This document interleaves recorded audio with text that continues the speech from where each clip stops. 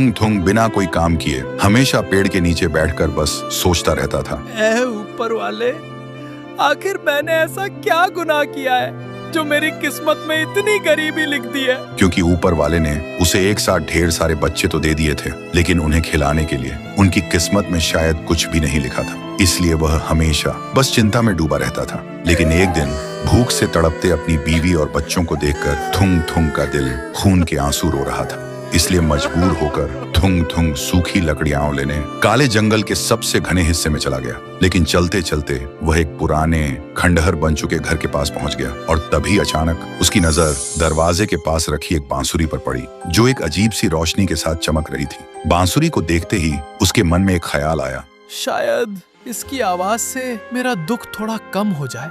फिर उसने बांसुरी को उठाया और एक बहुत ही खूबसूरत धुन बजाने लगा। जैसे ही उसकी आवाज हवा में गूंजी, एक चमत्कार हो गया। थुंग थुंग के आसपास के सूखे पेड़ अचानक हरे भरे हो गए और पल भर में फलों से लद गए। ये देखकर थुंग थुंग हैरान रह गया। फिर उसने अपनी जरूरत के हिसाब से कुछ फल तोड़े और एक टोकरी में रखकर घर की तरफ लौटने लगा। फिर घर पहुंचकर उसने अपनी बीवी और बच्चों के साथ मिलकर पहली बार पेट भर खाना खाया और उस दिन के बाद थुंग थुंग के पास किसी चीज की कमी नहीं रही। अब वह सिर्फ अपने लिए नहीं बल्कि गांव के गरीबों के लिए भी अनाज बांटने लगा। फिर एक दिन जब थुंग थुंग बांसुरी बजाकर सूखे पेड़ को जिंदा कर रहा था, तब गांव के एक लालची आदमी राका ने यह नजारा देख लिया और मन ही मन सोचा, अगर मेरे पास ये बांसुरी होती तो मैं अपने खेतों को हमेशा हरा भरा रखता और दुनिया का सबसे अमीर इंसान बन जाता। फिर वह चुपके से थुंग थुंग के पास गया और अचानक एक डंडे से उसके सिर पर वार कर दिया। थुंग थुंग तुरंत जमीन पर गिर गया और राका बांसुरी लेकर वहां से भाग गया। फिर अपने खेतों के बीचों बीच आकर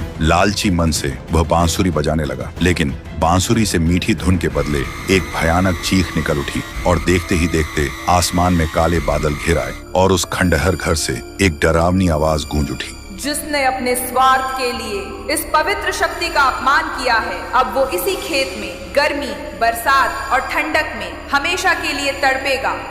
जैसे ही यह आवाज खत्म हुई, कुछ ही पलों में राका का शरीर एक सूखे हुए पुतले में हमेशा के लिए बदल गया। उसने चिल्लाना तो चाहा, लेकिन वह चिल्ला नहीं पाया। तभी आसमान से एक रोशनी नीचे आई और उस रोशनी के साथ वह बांसुरी हमेशा के लिए आसमान में गायब हो गई। लेकिन जब थुंग थुंग ने यह भयानक मंजर देखा तो उसकी रूह कांप उठी। अब उसे समझ आ गया था कि लालच का अंजाम मौत से भी बदतर होता है। और उस दिन के बाद थुंग थुंग ने फिर कभी चिंता में वक्त बर्बाद नहीं किया। वह अब दिन रात मेहनत करने लगा अपनी बीवी और बच्चों का पेट पालने के लिए।